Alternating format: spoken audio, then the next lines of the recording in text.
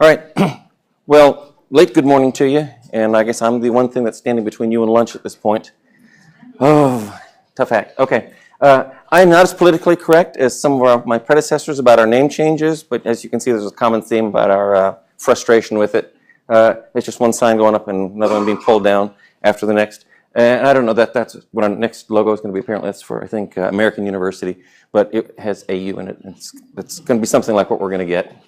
Whatever. So, head CT scan reading made easy was the topic that I was asked to cover.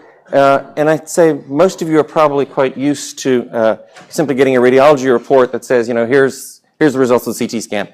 That's all fine and dandy, but, what is the history that the radiologist usually gets? It's usually what? Syncope, headache, chest pain, and you forgot to mention the other part about the syncope or whatever. Not dense right hemiparesis in the upper extremity, greater than the lower extremity, to tell a radiologist where to be focusing their attention, so they miss stuff based on the limited examination that they get, which is none. So CT scanners have come along a little bit from the old CT scanners, but I thought this was just kind of fun, just the history of the CT scanner back in the early 70s. Two guys, Hounsfeld and McCormick, developed a CT scanner just for doing the head. This was their early prototype. And it gave you wonderful CT scan resolution. I mean, stuff that you could really do lots with. Yeah, not so much. But the technology has obviously improved quite a bit. We now have newer CT scanners that are very high resolution, super duper fast. I mean, these 640 slice CT scanners that have the fixed array, multiple targeting places with the electron beam that's zipping around as you just do a helical scan, and basically can do a CT scan of the beating heart within 1 second and take a look at the coronary artery bypass grafts to see if they're patent as you're watching the flow move through that vessel. It's incredible, the resolution of that stuff. So, but someone's got to read the scan, and I like looking at all my own CT scans. We have a teaching institution, so a lot of times I get a resident read, so it may not always be accurate, and I know what I'm looking for, and they may not know what I'm looking for. Without belaboring this, you do have to know a little bit something about Hounsfield units. If you're looking at your CT scans, it's kind of done for you largely because you can do certain presets. You can do a bone window, you can do a fat window, you can do a muscle window, you can do a lung window, whatever relevant to the body part that you're looking at. And there's also a brain window as well as the bone window because you look at both because sometimes there's more than one thing going on. The patient has a stroke and falls and smacks their face on the ground and has maybe lots of facial fractures. So if you only look at the brain window, you're going to miss the facial fractures. So different attenuation windows are going to give you different results, and it's all, all the same slice, just different windows. You can see that there are different things that you're going to pick up on based on that. Okay, so you decided I'm going to spin this patient's head, and if you're reading by yourself, then of course you need to do those basics that you learned maybe as a medical student or early in your training. Make sure that you got the right study. Is it on the right patient? Is it the correct date? I've had all these errors happen to me, and because I'm a little more anal about that stuff, I've picked up on it, sometimes a little later than I wanted to. Make sure that you're looking at it correctly. You got to turn correctly if you're using the hard copies, but everything's moving on to digital, so it's kind of taken care of largely. But if the clinical picture doesn't fit the images that you're seeing, there's probably something wrong, and it's probably the wrong study. Okay? Arrow through the head versus nails. I hope that's a cadaveric experiment. That's pretty awful. Or gunshot wound to the head. Okay, so you got the right scan, and you got it turned all correctly. Now how do you start? Right? So much stuff to look at in so many in the series. It's not just single chest X-ray done. You got to do all that. So I'm going to go through a system that's out there and give credit to Dr. Perron, who published this quite a while back. I've made some of my own edits and added my own images to this. But it's a very simple mnemonic that you can remember. Blood can be very bad. Usually is, right? If it's not in the right place. So with that mnemonic, you're going to take a look at CT scan and look specifically for blood. You're going to look at these cisterns. You're going to look at the brain tissue itself, looking for symmetry and some other things. You're going to look at the ventricles and finally look at the bone. And when you've done all that, you're done. Easy, right? Okay. So we'll go through lots of images here in this next section. I'm glad we've got the lights turned down a little bit. So for that first piece, blood, we're going to look for epidural hematomas, subdural hematomas, interparenchymal bleeds, interventricular bleeds, as well as the subarachnoid hemorrhages, the other stroke. Okay, so let's just jump right into that. with lots of images. In the original version of this, which is normally about an hour-long lecture, I don't give the answer at the top of the slide. I make you think about it, but we're not going to have time for that. So epidural hematoma, let's see, got a pointer, yes. So we have a beautiful lens-shaped hematoma here. We're not going to have time to go into histories on patients. So this is one of these doorway diagnoses. You just kind of throw the image up, the representative image, boom, there it is. This is what it is, move on. Okay? Maybe a little hint of some mass effect. The ventricle's a little collapsed over here on this side. So epidural hematoma with a little bit of midline shift. Versus subdural hematoma, which is that long sickle-shaped hematoma. They're along the edge of the skull. Under the dura, hence its name, subdural, probably tearing the Bridgen veins. Elderly patient who's fallen, looks like there's lots of atrophy on the CT scan. And loss of the ventricles on that side because of the mass effect. Might actually have not too many complaints. Might have a little depression of his mental status. You're going to do septic work on this guy as you're doing your CT scan, and boom, there it is, lo and behold. Then you're going to call your neurosurgeon who's going to complain, I got a whole lot of midline shift, not going to do anything, admit him to neurology. And I'll see the patient again in the morning. He needs another CT scan in 12 hours. Okay. We know how that goes. How about this one? Well, the answer's at the top. So we have a chronic subdural hematoma versus, in addition to an acute subdural hematoma. Now, how do we know that?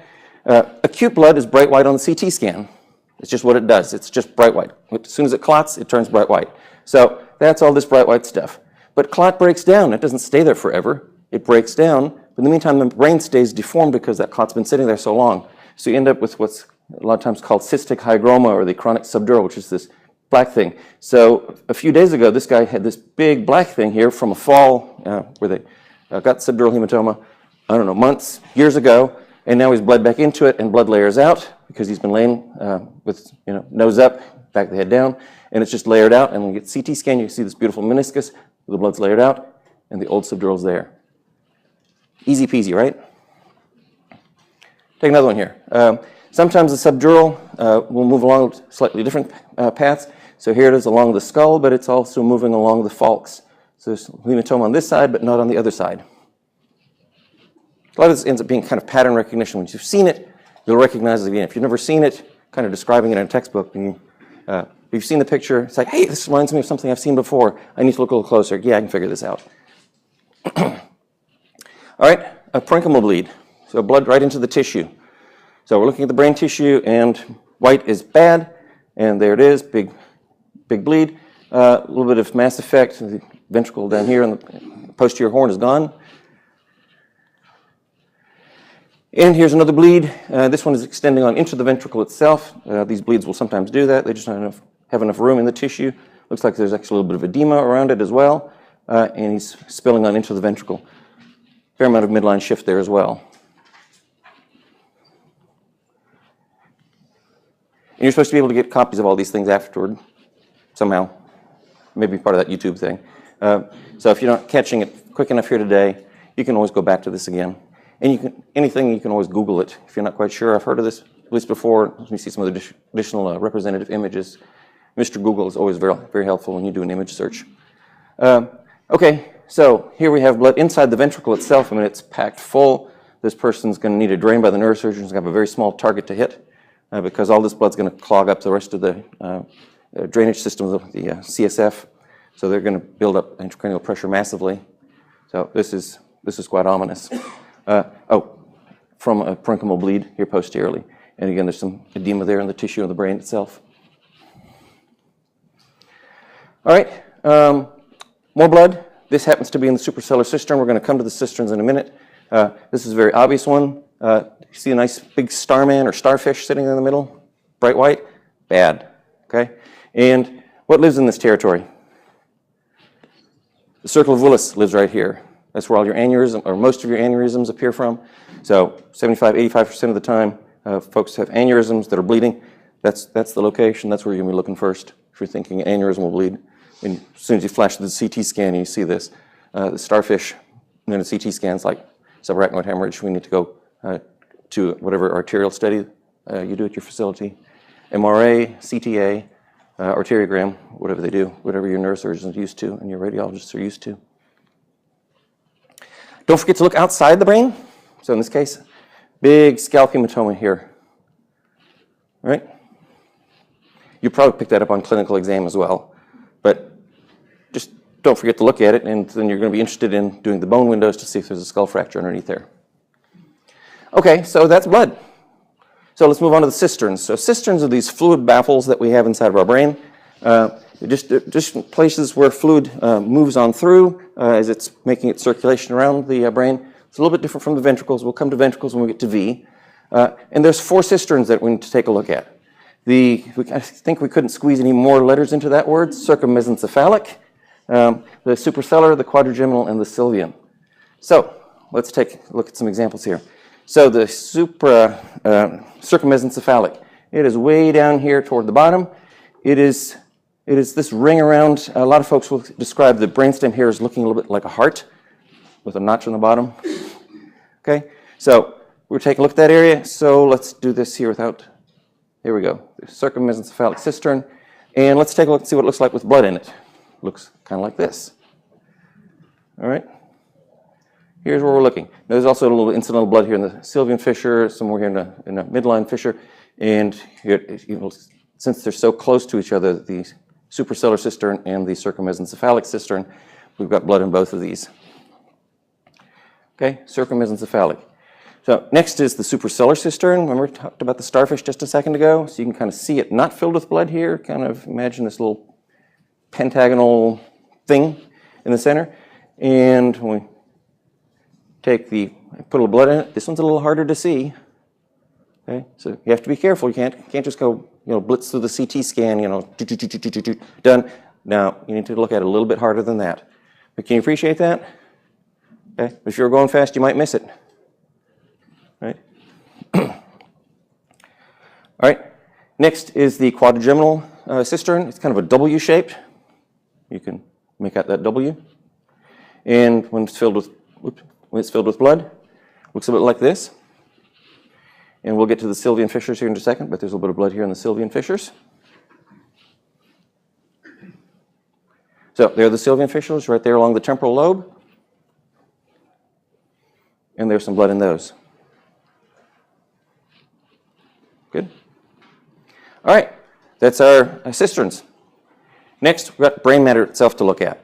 So we're going to look for symmetry. We're going to look at something called effacement, midline shift. We kind of alluded to that already a couple of times. Hyperdensities, hypodensities, and pneumocephalus. So let's jump right in. Is it symmetrical? Yeah, it is. Is it normal? No, not really, right? Not a whole lot of brain matter left there. Some huge ventricles, lots of atrophy here between the gyri of the brain. Elderly patient, clearly, it's probably a ventricular shunt that he's got in place from long-standing hydrocephalus. It only did so much, but you're going to have to figure that out with the rest of the picture. What's going on here? Why did I get the CT scan? Am I concerned? Maybe it's for shunt malfunction and there's worsening hydrocephalus compared to a previous CT scan. Okay, symmetry. Well, the story's at the bottom. That kind of clues you into what you're looking for. What do you think? Is that symmetrical? On first, just a quick glance, yeah, it's symmetrical. Wait a minute. There's kind of some hypodensity going on here, and there's something hypodense here. Oh, there's a big area of hypodensity over here that doesn't look like that side. So this person's throwing emboli from his heart, from his previous stab wound, into his brain. He's just showering his brain regularly, infarcting different sections of it. So that's not a normal CT scan. You have to look close. More symmetry. What do you think? I'm going to give you a second just to look at that. There's brain there, yeah. It's kind of gray and fuzzy, yeah. But if you look close here, you can see there's all kinds of little lacy, fine, little gray, white patterning in here. And over here, this side, that's just a big old gray blob. Over here, same thing. Big old gray blob. Whereas here, you can see nice gyri. You can see gray-white interfaces. So this side over here is abnormal. There's a tissue edema here from an ongoing infarct. This is bad. And 24 hours later, that same patient is looking like this, and it's a little bit easier to see now. But early on, it kind of gives you the clue. There is a huge infarct here. This person's going to do very terribly. Probably got a big middle cerebral artery infarct, and he's going to lose a third of his brain. Okay? And as you can see here, the mass effect that it's causing at this point. The ventricles collapsed, completely gone on that side, and the tissues on that side are being pushed over. You know, there's not a whole lot to do for this person. It's going to be heroics. Kindest thing you can do, elevate the head of the bed and start talking to the family about final preparations.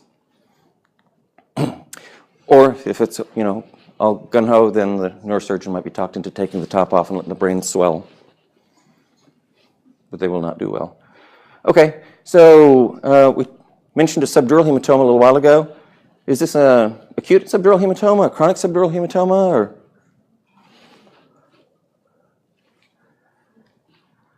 It's not bright white, is it? Oops. Crap.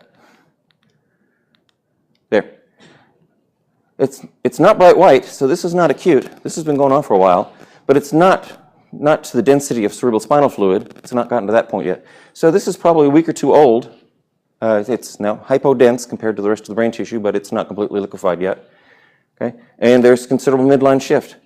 It's amazing how, you know, I'm in a good position, and there's a couple of other gray-haired people here. If we whop our head and have a subdural, we'll tolerate it quite well, whereas you youngsters, you're going to go down the toilet immediately because you don't have room in your brain, inside your skull, to accommodate that hematoma or mass effect. Us old folks, we got some atrophy going on. We can hide it for a while before we decompensate. Okay? And I'm feeling good about that. In 5 minutes, I won't even remember that I said that. It's even better. These patients may not present with much, or they're a little confused. It wasn't so bad, so we kind of thought we'd watch it for a while. And then something else happens, and then they finally get brought, and then it is incidentally found. It's like, oh, crap. Right? So if it's been going on for a while like this, the neurosurgeon may say, yeah, we're going to continue watching it. We're not going to start drilling holes in there to decompress that. They're tolerating this joke quite fine. It didn't kill them right off the bat, so let's leave them alone. That's what Dr. Scheiber was alluding to earlier about you don't always want procedures done. All right, nice brain abscess with midline shift. Lots of edema around that. Maybe the patient's presenting with new onset seizures. You can have pretty large tumors inside your brain before you start having symptoms of it. That's always the sneaky thing with those tumors. Here another brain lesion with vasogenic edema around that. Mass edema. In pneumocephalus, maybe the patient's complaining of lightheadedness. Bad joke. Maybe traumatic incident, or maybe they had lumbar puncture done using air as a contrast instead of some other contrast medium. Plenty of headache.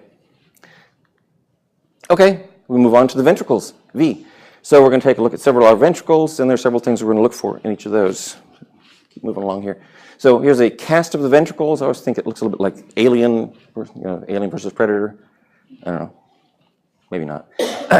But the ventricles kind of are difficult for me to wrap my brain around, no pun intended. They're just hard to conceptualize three-dimensionally for me. There's another representation. Pretty. I might hang it on my wall just for artwork. Okay, so some folks will describe the lateral ventricles as the back-to-back commas. So comma, comma. So you're at that level, and obviously above and below a little bit. So we take a look at those, and do those look symmetrical? Yeah? Is there something bright white in there? Yep. Is it blood? No, that's an old calcification from the choroid plexus. You don't want to remove those because that's what makes your spinal fluid. If you remove those, your brain's going to be mighty dry. You will not like that. Okay? And here's more calcification in the lateral ventricles as well as here in the pineal body. If you're not used to reading these on a regular basis, they're going to alarm you. I've seen some patients get transferred for those, and it's like, oh, you have normality, you can go home now. So just be aware that those are there. Fair amount of atrophy on that brain. Quite a bit of atrophy on this brain. Okay, so these are the lateral ventricles again. I'm not sure about opposing commas. This is more like opposing water balloons. Very large, clearly. All right, well, the clue is there, but you have to tell me where the hemorrhage is. Someone says on top? You're seeing hemorrhage up here someplace?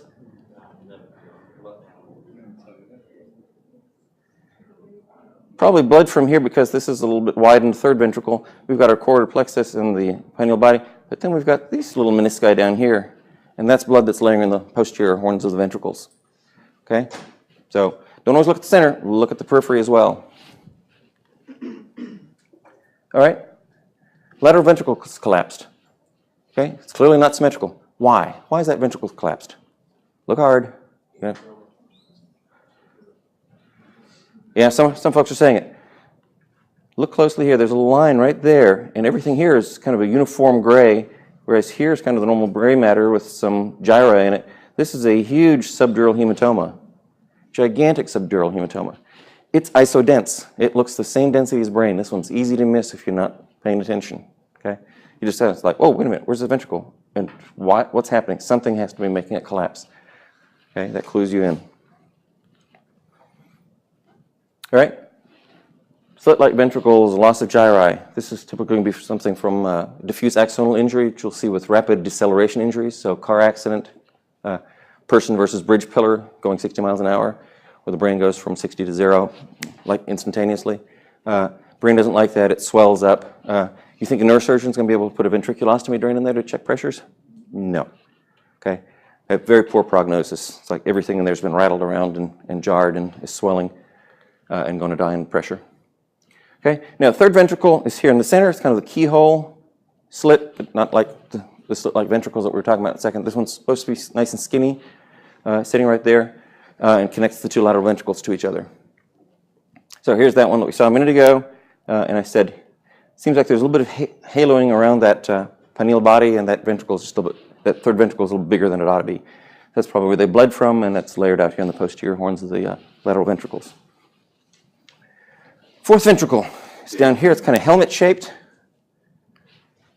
as the CSF is making its way down toward the spinal cord, and there's some blood down in the fourth ventricle. And where else do you see blood?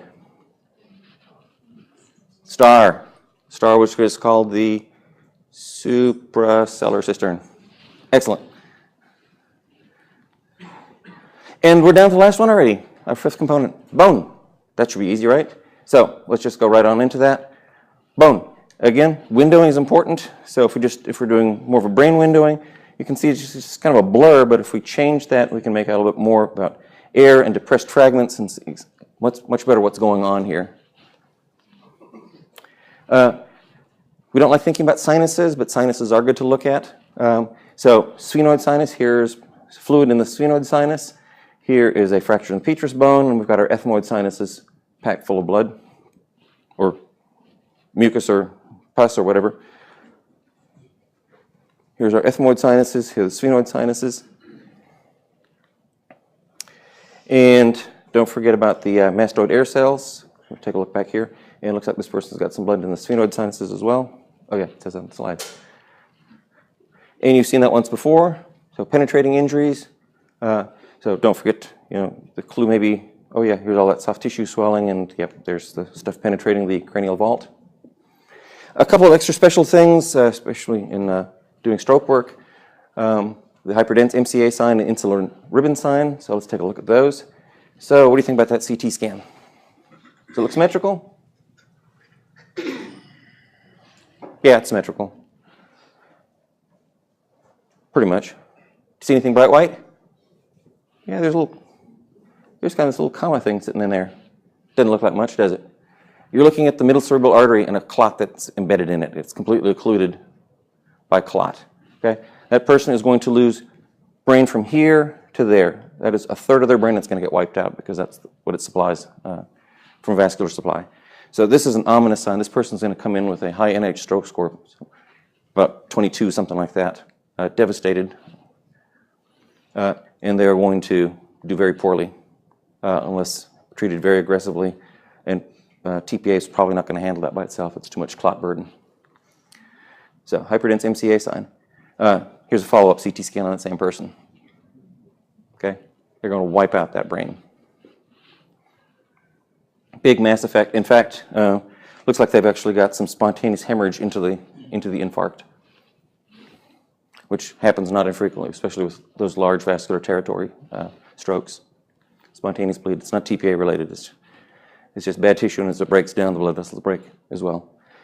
Okay, insular ribbon sign. This one's a little trickier, a little tougher. So there's some arrows that are here a little bit in the way, but you can still see a bit of that lacy gray-white interface, and on the other side, it's kind of smudged out from the early edema that's going on from the stroke. Okay? Just like the effacement that we saw earlier, where that gray-white differentiation took place. Same thing, it just happens to be right there at the insular ribbon along the Sylvian fissure. So same thing here without arrows and different sides this time. Okay, normal versus abnormal. It's just a little prettier, a little cleaner, and a little smudged on this side. You're going to get the symptoms to go along with that to kind of clue you into where to look. And especially if the family says, you know, they were normal an hour ago. It's like, no, this has been going on just a little bit longer. Double check your time of onset. Okay, so we've alluded to already that acute blood is going to be bright white because it clots, and that's just what it does from the Hounsfield attenuation thing. It's going to be more dense. Blood, as it breaks down, becomes progressively more isodense and then finally hypodense. How fast does that happen? Unfortunately, it goes to my favorite answer, which is it depends. It depends on what your hemoglobin is. It depends on how well your metabolic system's revved up, how fast your body's breaking down the clot. Okay, so it's because it's going to depend on the usual stuff that breaks down any clot any place else in your body, the bruise on your thigh or whatever. So depending on how long all that takes and how big the clot is, it's going to move along different paces in different people. But this kind of throws in that general ballpark, the 1 to 2 weeks and after 2 weeks. Picking up blood on the CT scan, particularly subarachnoid bleeds, fairly good sensitivity early on, unless it's just a small bleed, a sentinel bleed. Those may be hard to pick up, and your history is going to be suspicious, and you have to decide whether or not to move on with an LP. And as time goes on, your sensitivity just drops, finally drops like a rock, and it's completely useless. You still get your CT scan, but when you get it normal, it's like, what do we do with that? I've got to do something else. You don't want to just CTA everybody because you're going to pick up the baseline normal about 5% of aneurysms that the population has that are completely asymptomatic. And then now you've got pathology, and now what? Now you move, do we do something about that? Do we observe it? You're going to need more CT scans, lots more radiation. You've opened up a can of worms was that the right thing to do? Have you helped your patient in that case? I mentioned earlier that most of the aneurysms are in the circle of Willis, from the circle of Willis, an immediate adjacent area. So the suprasellar cistern is where you're going to be looking for those bleeds.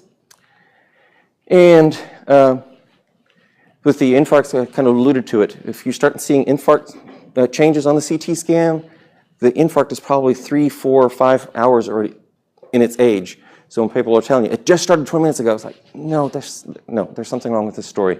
Let's go back and get some more history, because someone's got something confused. Remember, a lot of people, when you ask about when was the last normal, they'll tell you when they found mama, which is not what you want to know. That's totally uninteresting. When was the last time mama was normal? That's what you want to know.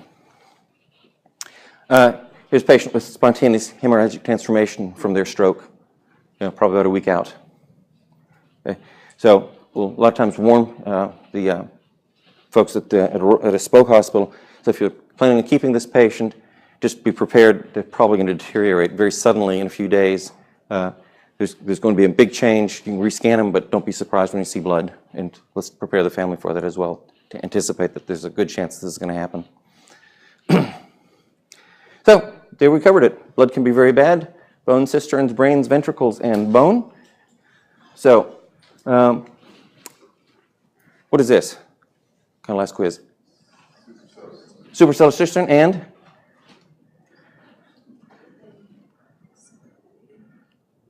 Circummesencephalic cistern. Kind of depends on how the patient has their head tipped a little bit. Head's usually tipped a little bit on the CT scanner, so depending on how much it's tipped and how cattywampus they are in general on the CT scanner, you may pick up other places. So, crap. And we also see blood in the Sylvian fissures. Okay, so this blood's spread out all over the place. So, if you're looking at your own CT scan, if there's no blood, if the cisterns are all open, patent, the brain is symmetrical, there's no bright white spots in it, the ventricles are wide open, no dilation, and there's no fractures, then you can say it's a normal CT scan and you can sleep soundly and your patient can be reassured. I saw yesterday driving in on a billboard, Valdosta is the Azalea City, so for for Valdosta. I put this slide up for hosting us. And that is that.